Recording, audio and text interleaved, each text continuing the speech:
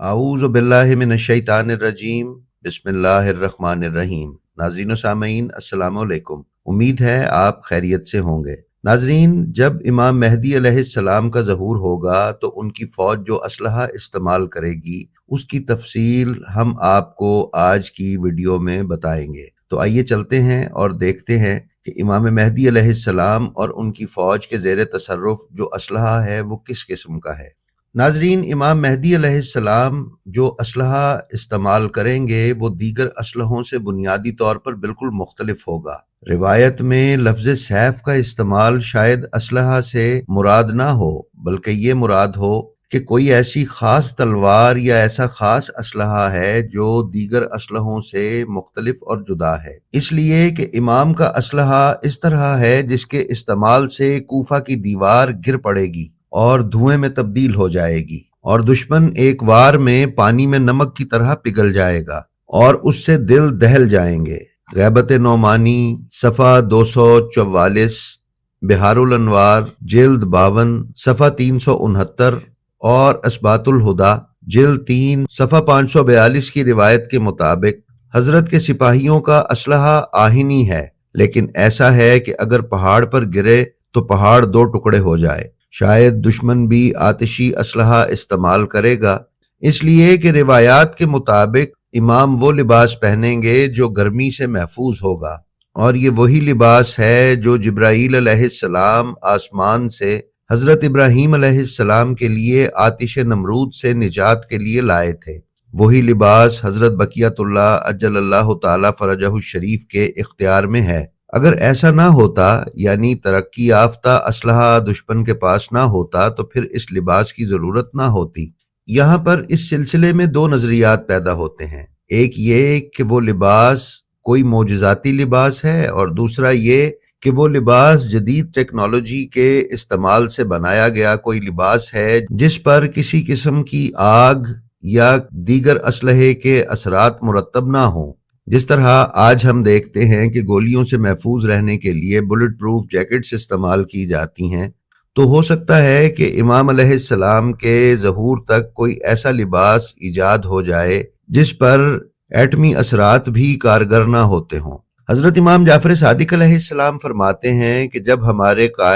قیام کریں گے تو جنگی تلواریں آسمان سے نازل ہوں گی، ایسی تلواریں کہ جس پر سپاہی اور اس کے باپ کا نام لکھا ہوگا۔ ناظرین، بصائر الدرجات صفحہ 141،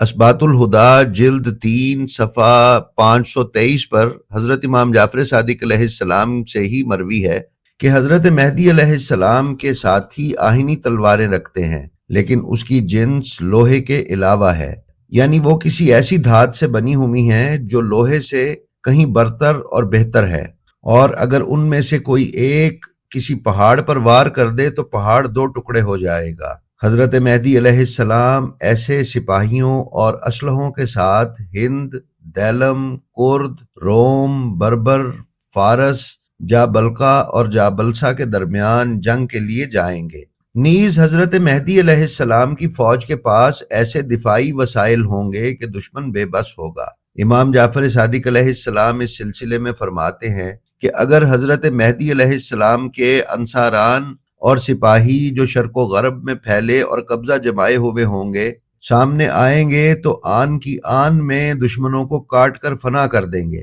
اور دشمن کے اسلحے ان پر کارگر نہیں ہوں گے۔ ناظرین، حضرت مہدی علیہ السلام کی فوجی ترتیب اور ملکوں اور شہروں کو فتح کرنے کے بارے میں دو طرح کی روایات پائی جاتی ہیں۔ بعض روایات میں شرق و غرب، جنوب اور قبلہ ہے، یعنی ساری کائنات پر تسلط کی خبر ہے، اور بعض روایات میں صرف مخصوص اور معین ممالک اور شہروں کا ذکر کیا گیا ہے۔ اس میں شک نہیں کہ حضرت تمام کائنات کو اپنے قبضہ و دسترس میں کر لیں گے، مگر ایسا کیوں ہے کہ کچھ روایات میں صرف مخصوص شہروں کے نام ہی مذکور ہیں؟ تو شاید ایسا کسی اہمیت کے اعتبار سے ہو کہ وہ تمام شہر اس وقت سیاسی طور پر ظاہر ہو جائیں گے، یا یہ اس لیے ہے کہ شاید ان کا شمار اس وقت کے طاقتور شہروں میں ہو، اور اگر وہ شہر قبضے میں آ جائے تو اس کے رہنے والے بھی تسلیم ہو جائیں گے، یا یہ کہ ان کی فوجی اہمیت ہے اس طرح سے کہ ان کے سرنگو ہونے سے دشمن کی طاقت و قوت بیکار ہو جائے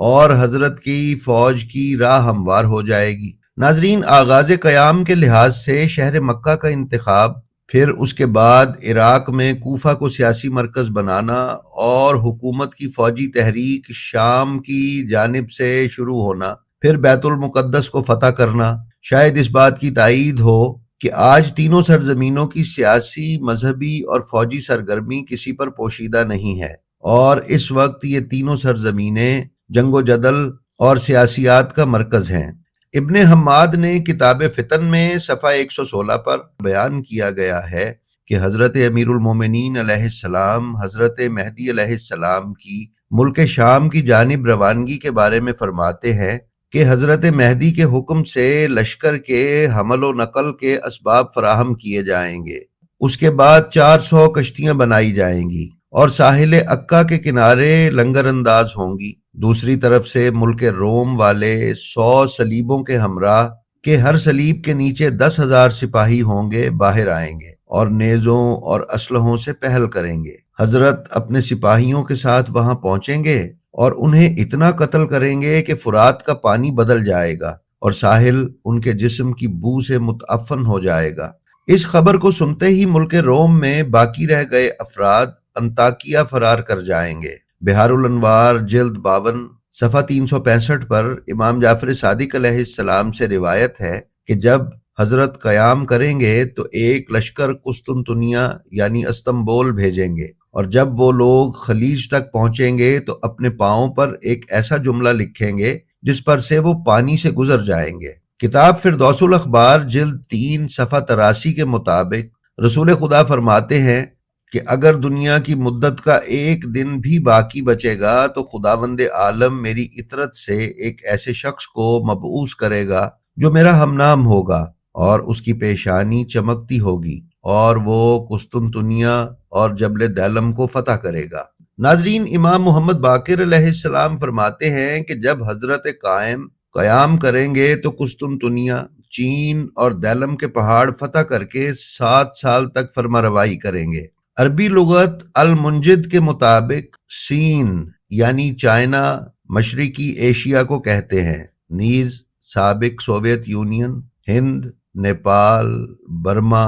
ویتنام، جاپان، چین اور قرہ کا دریا بھی اس میں شامل ہے۔ حضرت امیر المومنین علیہ السلام فرماتے ہیں کہ حضرت مہدی اجل اللہ تعالی فرجہ الشریف اور ان کے ساتھی قسطنطنیہ فتح کر لیں گے، اور جہاں روم کا بادشاہ قیام پذیر ہے وہاں جائیں گے اور وہاں سے 3 خزانے نکالیں گے، جواہرات، سونے اور چاندی، پھر اموال اور غنیمت لشکر کے درمیان تقسیم کر دیں گے۔ ناظرین، امام محمد باقر علیہ السلام فرماتے ہیں کہ حضرت قائم فوج کے لیے 3 پرچم 3 مقامات پر نصب کریں گے۔ ایک پرچم قسطنطنیہ یعنی استنبول پر لہرائیں گے تو خداوند عالم اس پر فتح و غلبہ عطا کرے گا۔ دوسرا پرچم چین روانہ کریں گے، وہاں بھی حضرت فاتح ہوں گے، اور تیسرا پرچم دیلم کے پہاڑ کے لیے روانہ کریں گے تو وہ جگہ بھی آپ کے لشکر کے تصرف میں آ جائے گی۔ امام محمد باقر علیہ السلام ہی فرماتے ہیں کہ جب قائم آل محمد علیہ السلام کا ظہور ہوگا تو اپنی تلوار نیام سے باہر نکال کر چین، روم، دیلم، سندھ، ترک، ہند، کابل، شام اور خضر کو فتح کریں گے۔ ابو حمزہ سمالی کی روایت میں خاص اسلحے یعنی کسی اسپیشل وار ہیڈز کا ذکر ہے جو حضرت مہدی علیہ السلام کی دسترس میں آئیں گے، اس لیے کہ تمام سرزمینوں کو فتح کرنے کے لیے مافوق الفطرت طاقت کی ضرورت ہے، اور ایسا اسلحہ چاہیے جو دیگر تمام اسلحوں پر بھاری ہو۔ جی تو ناظرین، یہ تھی ہماری آج کی ویڈیو، ہمیں امید ہے آپ کو پسند آئی ہوگی۔ اگر آپ ہمارے چینل پر نئے ہیں تو برائے مہربانی اسے سبسکرائب کر لیں اور اس کے بیل آئیکن کو آل نوٹیفیکیشنز پر سلیکٹ کر لیں۔ ہماری آپ سے یہ گزارش ہے کہ اپنا اور اپنے متعلقین کا خیال رکھیں اور خلق خدا میں آسانیاں تقسیم کرتے رہیں۔ خدا آپ کا حامی و ناصر ہو۔ السلام علیکم۔